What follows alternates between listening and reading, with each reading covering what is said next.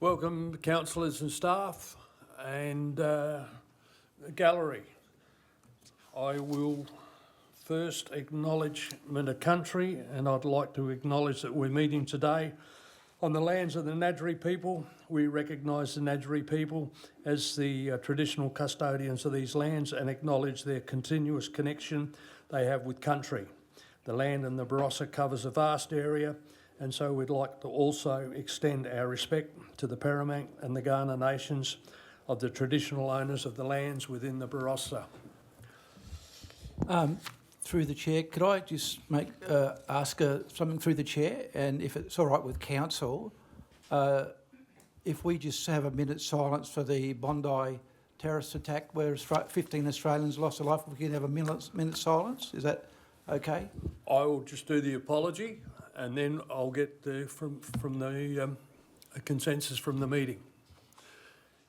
Apologies we have from Councillor Troop. So what's your thoughts, members? Would you like a minute's silence?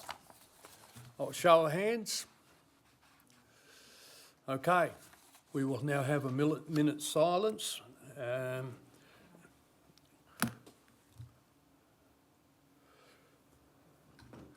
So it's for the respect for those victims and family as a result of the that terrible incident within Sydney and Bondi. So we'll now have a minute's silence. Thank you.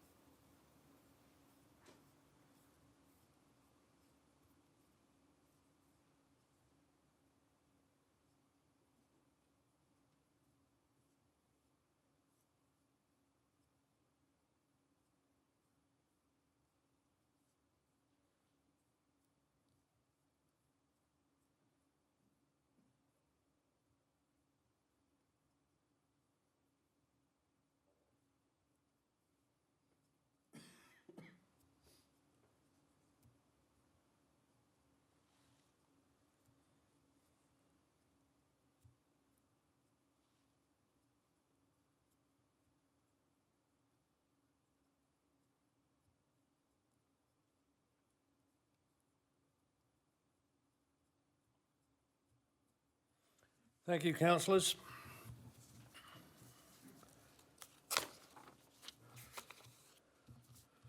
Item 2.1 is a council meeting held on the Tuesday the 16th of December 2025 at 5:30. Those minutes for confirmation. Councillor De Vries and seconded Councillor Angus. All those in favour? Carried. There's no matters arising. Procedural items, there is none. Page 5, 4.1 is the Mayor's report. Any questions? I might just add that we was presented with a, well, I don't know what we would call it, but anyway, one of these.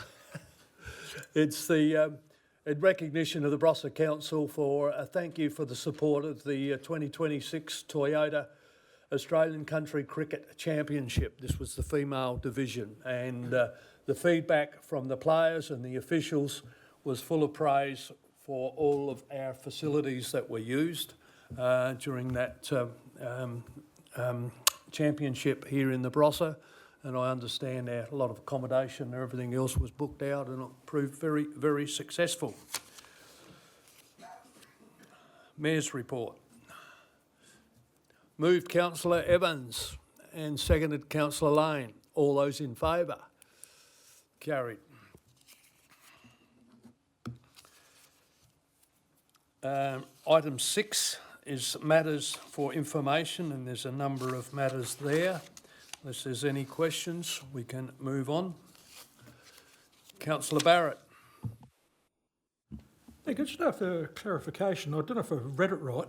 The Gawler River Floodplain Management Authority, I take it that the dam itself has never been insured, and we're now looking at actually getting it insured. Have I read that right? Or... CEO. Through you, Mr Mayor, I'd have to take that one on notice. That's pretty rare. My gut is that it's pretty difficult to ensure, but Okay, you're on that committee, aren't you? Yeah. Councillor Hearn.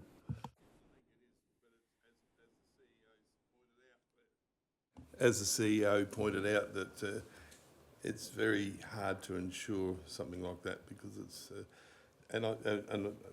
were you were at the meeting? I wasn't at the last one, but it is correct, yeah. It is correct. So yes, with the foundations and things the way they were and everything else, I think it'd cost you more than the insurance bill to check it out to see whether whether it's safe. So that would be one that would be ongoing.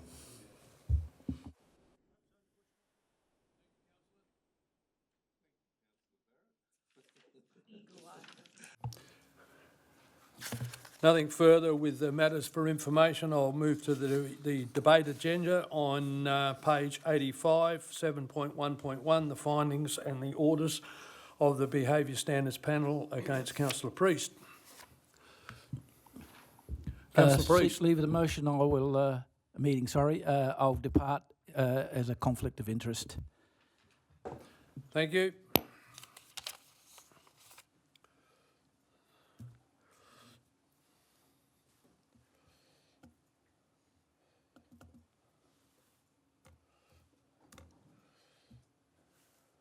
Page 85, this is tabled, and a review of the findings from the final report from the behaviour panels, and there's a recommendation there. Councillors, there's a recommendation. I have a Councillor Debris. couple of questions, if I may, Your Worship. The first thing is, this to the CEO, we can't not do this, can we? We would actually then get reported to SOCAC as well if we didn't follow through. Is that correct? through you, Mr Mayor, if we didn't comply with the Behavioural Standards Panel to censure Councillor Priest, you mean? Yes. Well, it's an order of the council. My reading of the law, no. We wouldn't be, we cannot do it, or we have to do it? No, we have to do it. Yeah, so... The rest is all really noting because they're orders of the panel. Yeah. Okay, that's one thing. Now, this recommendation that they have, that we're following, gives redress. It's effectively an apology for not making the apologies, but it doesn't address the original apologies. For example, I can't speak for the various members of the staff and council, but for example, the Tanunda Football Club were entitled to an apology. This doesn't seem to provide them with one. So my question is, how do we address that? Do we, for example, write a letter to the Tanunda Football Club saying, treat this as your apology? It seems like a very sort of backhanded way of doing it. And also the apology towards the Gawler floodplain didn't seem like that actually addressed the core issue, which was the use of a particular word repeatedly when asked not to. And the apology that I read in the report didn't address that one way or the other. So my question to the CEO is, yes, we're obviously going to have to do this, but we don't seem to have then resolved the issue of those apologies which the council's directed Councillor Priest to give. How do we go about that? Sorry, it's a long question. Thanks, Mr Mayor. Thanks, Councillor Priest. No, part 3 of the resolutions and the orders of the panel require those 5 apologies still to occur. So part 3 is Council Priest is required to issue public apologies in a manner which accords with the actions taken by Council under 22.11C, W1C. So they're the orders we made. Well, sorry, not we, you made. Okay? So there's those apologies that have to be done, plus the apology that the panel has now said has to be provided. So that's... Note that if Councillor Priest does not comply with the Behavioural Standards Panel's orders, that covers that? It certainly does. Okay. So the wording that they provided him is not... That's over and above the... Okay, that makes a lot of sense. Thank you. Okay. that needs clearly to be made very clear to Councillor Priest, I would regard. Is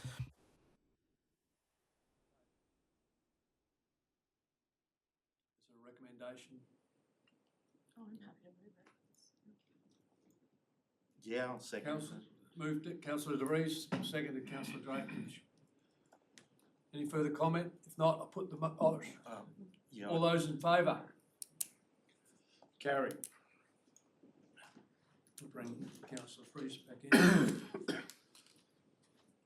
Priest?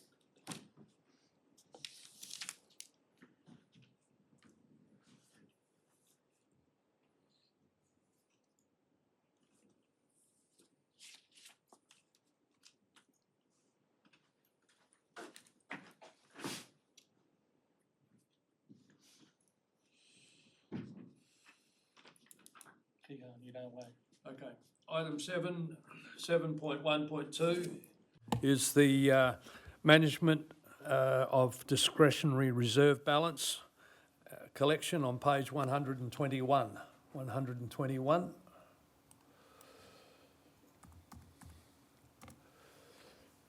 And this is to do with the issue with the Lindop Street Party reserve payment. Moved councillor Angus and seconded councillor Barrett. Either one wish to speak to it? A further comment?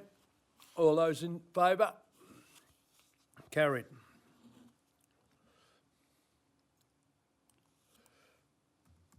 Page 128 is the investigations into displaying Australian flags permanently at civic and other locations with a recommendation for consideration by members.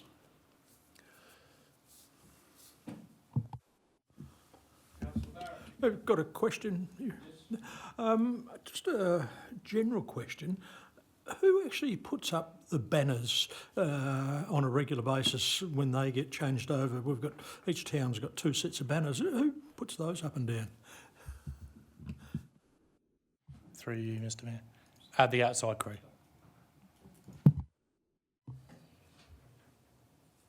Councillor De Vries. Yeah, look, I'm happy to move the recommendation, but I was having a conversation with Councillor Angus about this issue, and it seems to me that while we obviously don't want to do this Rolls-Royce option, we do have at least 2 venues that we could put flags on. One being the Mount Pleasant, Mount Pleasant Hall, and also the library down there, and also the Lindock Hall and Library. So, do we need to move a motion to that effect, or CEO, or can that just be done as a matter of operation? Through you, Mr Mayor. I think the safest thing to do there is that under industrial relations rules, I've got to have a conversation with staff and how that works. So, but I don't. And in fact, I think I mentioned it in the report for memory that some of the other sites where we do have permanent employees, we can probably make work. So do you want us to modify this, or can we leave that until next month? Okay, I'll leave it till next month. I'll second the motion and then speak to it after Councillor De Vries. Councillor De Vries, you were happy to move it. Seconded councillor Angus. Either one wish to speak to it? Sorry, I just had a question, if I may. Yeah, sure.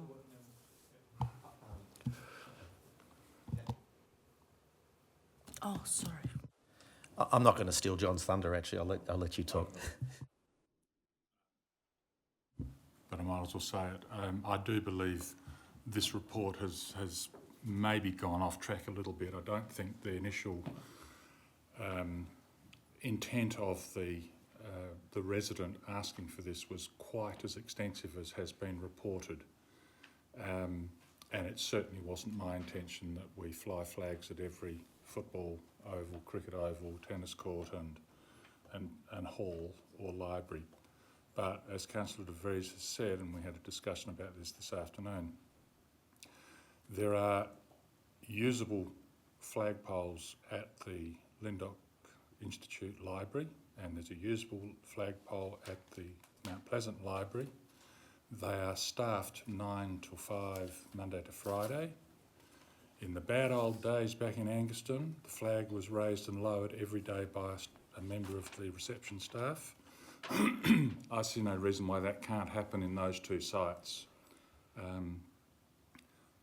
As a gesture to this resident that we are, trying to fly the flag. How we can come up with an annual cost of $175,000 to do this exercise is beyond me. That's the equivalent, I would have thought, of 2 full-time people plus a vehicle. I'll dig deeper in that as to how the arithmetic or the maths works later. But for the moment, I won't waste anyone else's time, except that we'll move on and look into maybe flying flags at 2 other locations if deemed appropriate. Yes, thank you. What that report did highlight is that some of the existing flag structures are in need of repair. So is that going to be taken into account into the maintenance plan? Yes, just normal maintenance that we picked up through this process. Yep, and just get scheduled. Any further comment? I'll close You the would debate. close the debate? Yep. Yeah, I'm actually pleased that we went through this because it was quite fascinating to just see what's involved. I knew that flying flags is a lot more involved than people realise from my time in the reserves. A lot has to do with going up at dawn and down at dusk. And I know that was originally a suggestion, but by not doing that, by going to just normal work hours, by avoiding weekends and so forth, you can see how by dawn and dusk, 7 days a week, it can start to add up very, very quickly if you've got a number of poles. I think there are, as Councillor Angus said, certainly some compromise solutions that we can do which demonstrate that we regard the flag as important, but not at the incredible cost that this report has revealed. Put the motion. All those in favour? Carried.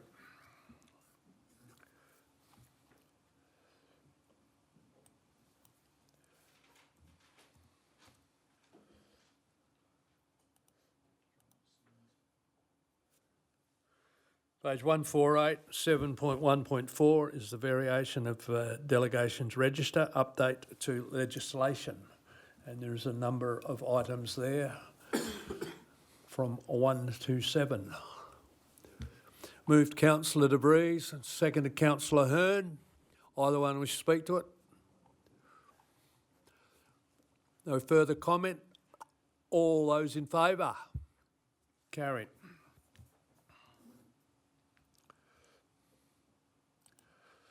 (7.1.5) is the Audit and Risk Committee members' appointments, with appointment recommendations there for Mr Swan and appointment of Peter Brass as the chairperson.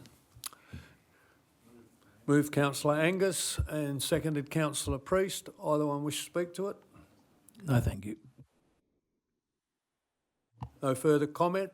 All those in favour? Carried.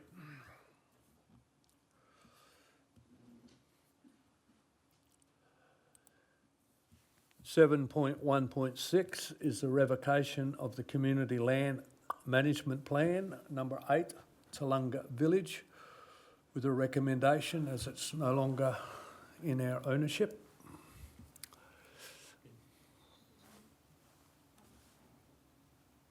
Councillor Priest. So moved. Moved Councillor Priest, seconded Councillor Evans. Either one wish to speak to it? Any further comment? All those in favour? Carried.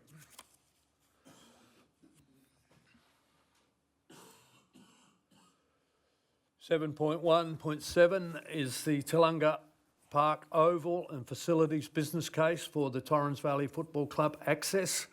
And this is just by way of a formality, just to tidy up the fact of this coming back to the chamber. And as you're aware, we'll be having further discussions at a workshop shortly. Councillor Priest. Oh, no, it's all right. If we're going to discuss this at the workshop, no, I'll ask the question then. Moved Councillor De Vries and seconded Councillor Hearn. Either one wish to speak? No, just a formal motion, sir. All those in favour? Carried.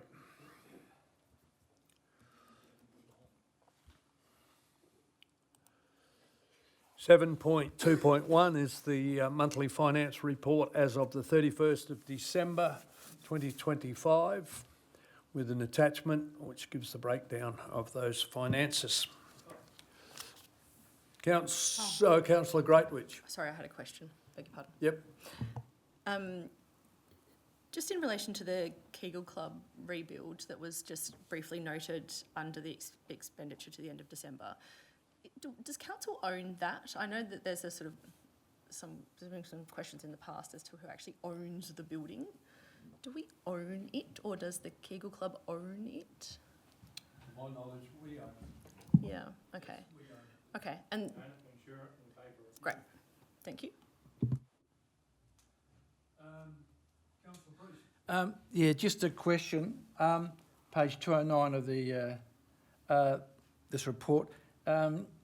Just a brief response. There's 225 to 226,000 spent for the 6 months end of December on the Lindock Oval precinct. Could you just give a brief update what that money has been spent on through the chair? That's the second last payment. We're still waiting for the last payment. The second last invoice, because they hadn't done all the invoicing by 30th of June.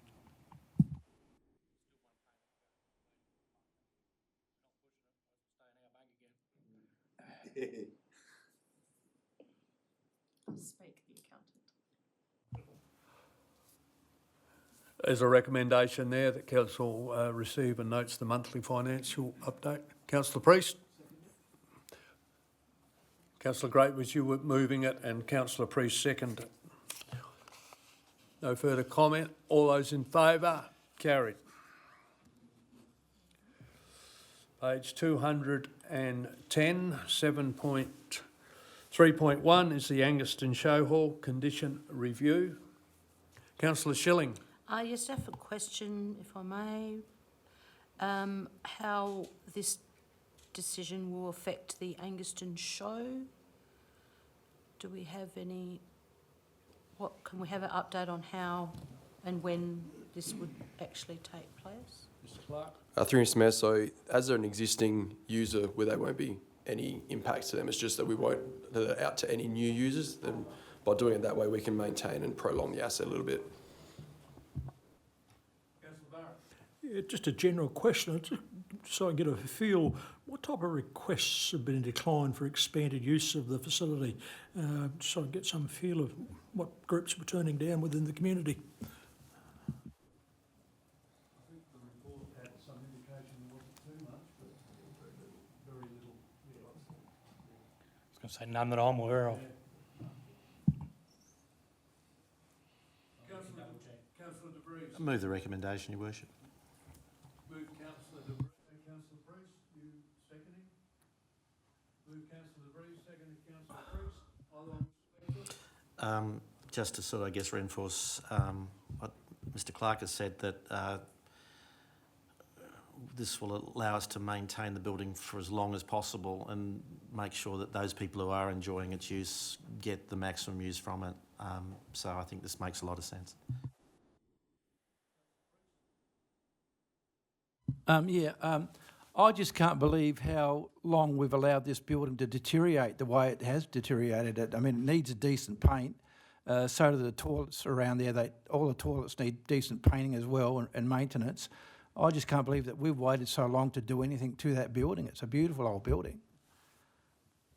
Dependent on the budget being allocated, and that's where it comes back to us. Through you, Mr Mayor, can I also add that it was actually flagged for demolition as a part of the master plan. Yeah. Hence, there was no money. And same with the existing toilet blocks that have been flagged for demolition as end of life as a part of the approved master plan. Hence, the lack of investment in them. Just a follow-up question. So that means it's still going to be demolished, or it's not going to be demolished? Through the chair. Through Mr. Mayor, that was a part of the recommendation to now take the time to review what that looks like in light of the works that are undertaken as a part of the big project that undertook some parts of the master plan. Now we need to review to see whether what was proposed allows for demolition or whether it needs to be kept, looked at how we rebuild or renew it. That's a discussion that needs to be done, and the recommendation will cover that.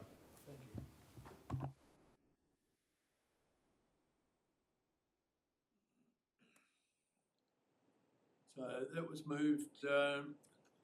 Any further comment? You want to close the debate? No, fine. All those in favour? Carried.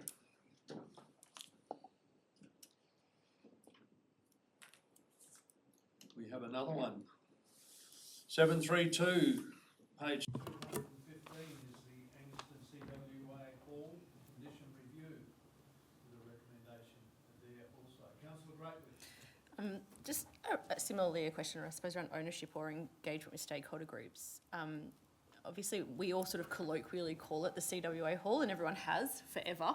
I'm just wondering whether the CWA actually has a formal role to play in this, or some sort of formal ownership or stake in it. And the reason that I ask the question is that I'm often conscious with buildings like this, especially of this age, they were often built with, you know, really significant input from volunteers or fundraising in the local community, and there's often a very genuine sense of sort of ownership around them from those groups. I just wanted to sort of probe what that looked like in this context. Yeah, I think it's just a legacy that's carried over, because there was a CWA hall also around the back, and I forget the name of the street, which that got demolished. So whether it's just a name that stayed there, but unless any other staff are aware of any connection with the CWA, or something we can look into though. As a youngster, it's always been like that, man. Yeah. As long as I can remember. Through Mr. Mayor, there's no current users in there. I think it was probably historically, I would suggest, gifted at some point, probably from the CWA to council, and it's probably just kept its long-standing naming as that.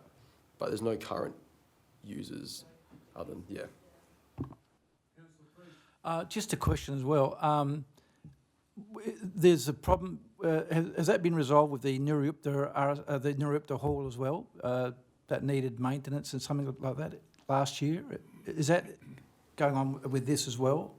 Through Mr. Mayor. So it's not tied in with this, but to answer your question, yes, the work's been undertaken to underpin at Nuri Hall. We've been monitoring for the last 12 months to watch the settling. It's settled, and now we can start to undertake the repair works to the crack and the like, now that it's settled and no further movements being observed at Nuri Hall.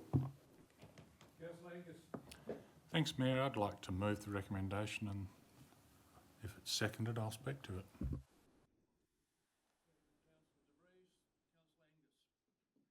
Thank you. Yes, this has been a long time in the making. I think the CWA as an organisation in Angaston has moved around at least 3 different locations that I can remember. The building that we're talking about in the Pioneer Memorial Reserve was built in the 1950s, I think as a monument to women who served in the armed forces, which is why the CWA sort of connection was continued. It also housed MBHA, have I got that right? Mothers and Babies Health Association for a long, long time, which then became CAFS. I remember. And so it does hold a very special place in the heart of Angastonians, and I'm pleased to see that there are some plans to maybe rationalise but restore and keep the building, and I urge you to support the motion and allocate a budget line to it, an appropriate budget line to it. I agree, we're never going to get rid of that building. Any further comment? Councillor. Thank you. Just to echo the sentiments of my colleagues, and to just say that I've had a few inquiries over the years about the use of that hall and the space, and how beautiful the location is, and how much it would be appreciated if it was brought back up to usable, fit for purpose, functioning standard. So yeah, I think it'd be great to do this review, and really welcomed by the community. Thank you. No further comment. Councillor Angus, you got anything further to say? Nothing more to say. Put the motion. All those in favour? Carried.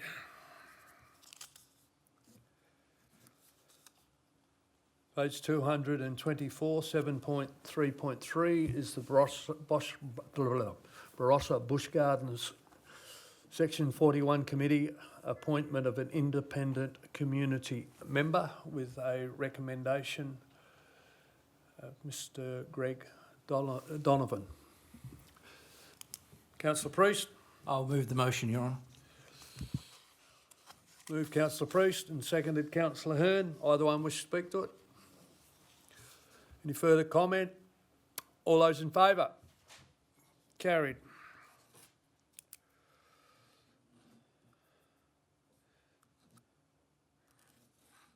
Now that next item we're moving into confidence with that one, I believe, CEO, is that correct? That's up to you guys. Okay. Yeah, this is the Barossa Character Area Working Group. There was a further motion put out to discuss that in confidence. Councillor Priest? Yeah, I just don't see why this does need to go into confidence. It's something that the public would like to hear about. So I see no need to go into confidence. We haven't gone into confidence on other matters, so I can't see why this needs to be.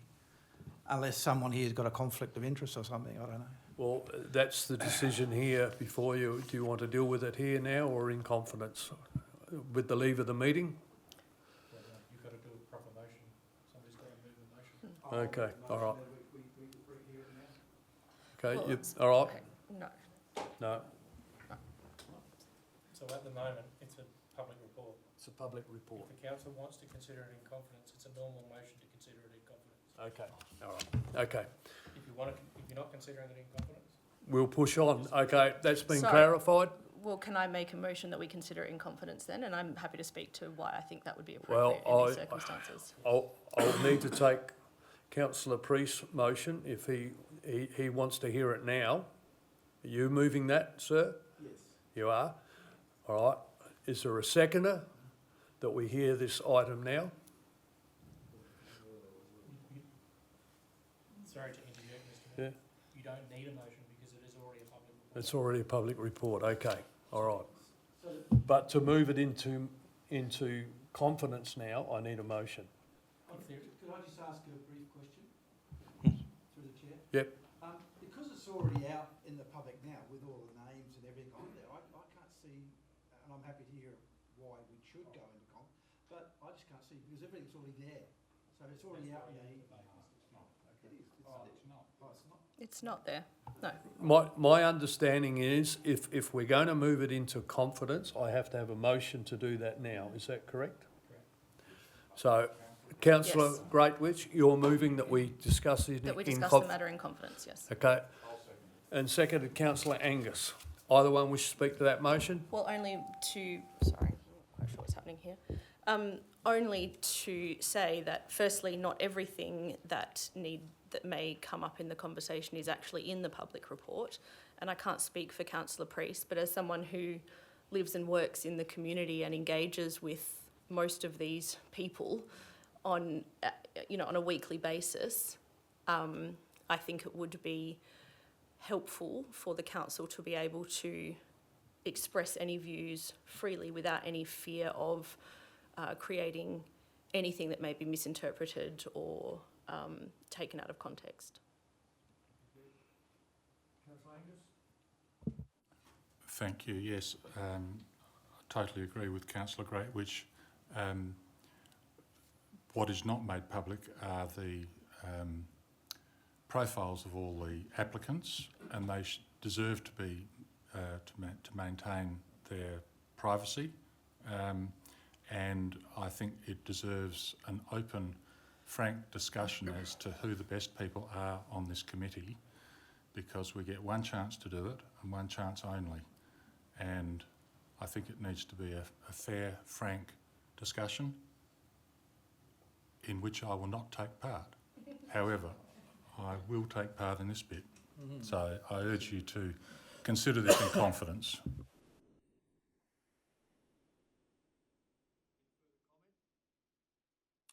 have a motion before you that we will discuss this later in confidence. You do it now. We have to do it now, okay. I was trying to, okay. All those in favour? Carried. We will discuss this matter now.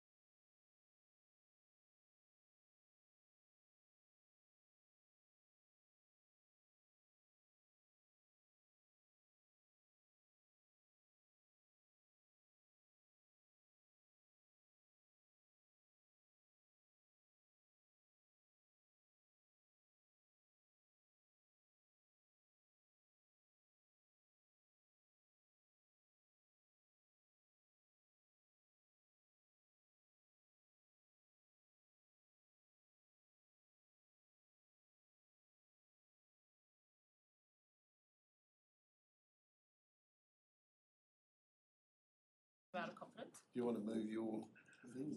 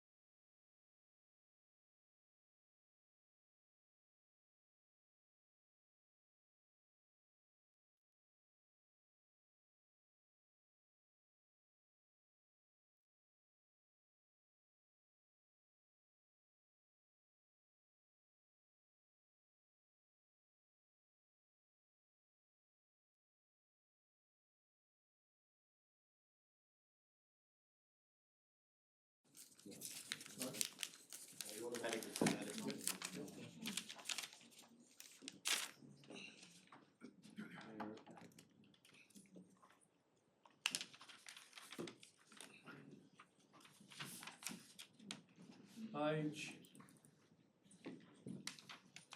231, 7.4.2, which is the Barossa Creative Industry Centre project update with a recommendation. Councillor De Vries. Yeah, why not? Okay, move the recommendation. Move, Councillor De Vries. It's always going to happen. I'm happy to second that. Seconded, Councillor Angus. Councillor De Vries, you wish to speak to us? There's a gambling term called pot committed, and we're pot committed. Councillor Angus. Well, I was reading this and thinking, goodness gracious, what's left? But in fact, there is a lot left. And I think we do need to make cuts where we can. That doesn't mean we can't continue to make improvements in subsequent years if we budget for them. And we're better to start with something than say, oh no, we can't do it at all. So let's get on with it. Any further comment? Councillor Evans. Through the chair, just to note that I was encouraged with the proposal that savings can be made if grants are successful of around about the figure of $750,000. So I thought that was quite encouraging as well as we move forward. Thank you. Any further comment? Just to close the debate, councillor? No, that's fine. All those in favour? Those against? Motion's carried.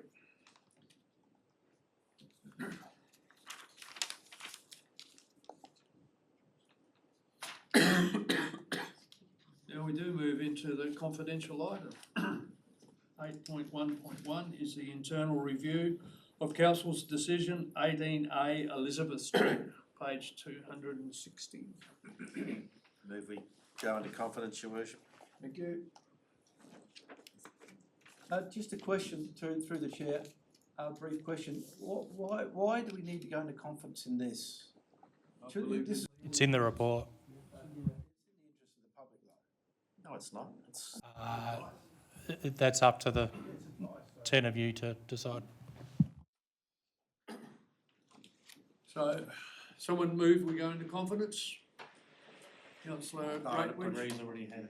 We have we? Evans, yeah. Still get a second. Oh, we did do, no, Councillor DeVries and Councillor Evans, sorry.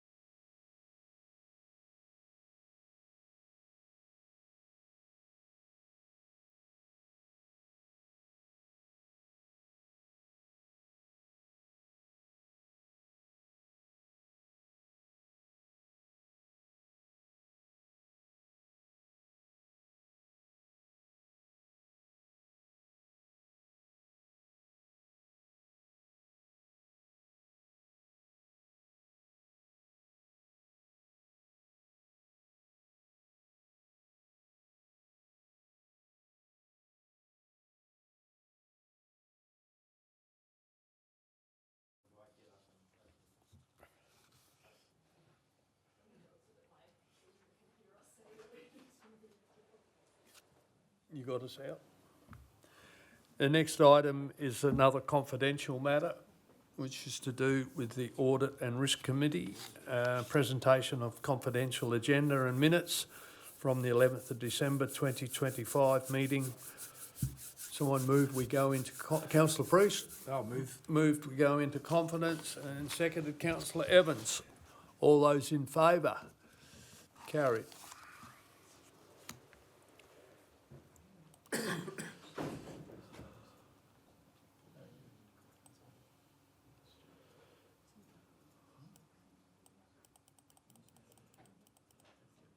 Some recommendations.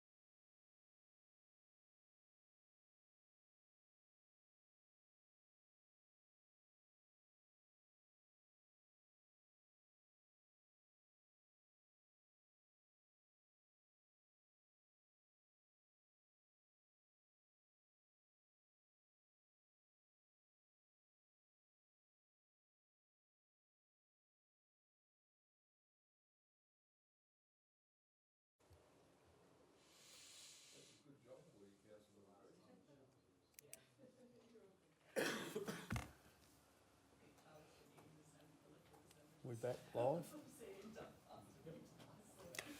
Councillors, that concludes our January meeting of council. Our next scheduled ordinary meeting is on the Tuesday, the 17th of February at 5:30 p.m. So with that, I'll formally close the January meeting and we'll move straight into a workshop.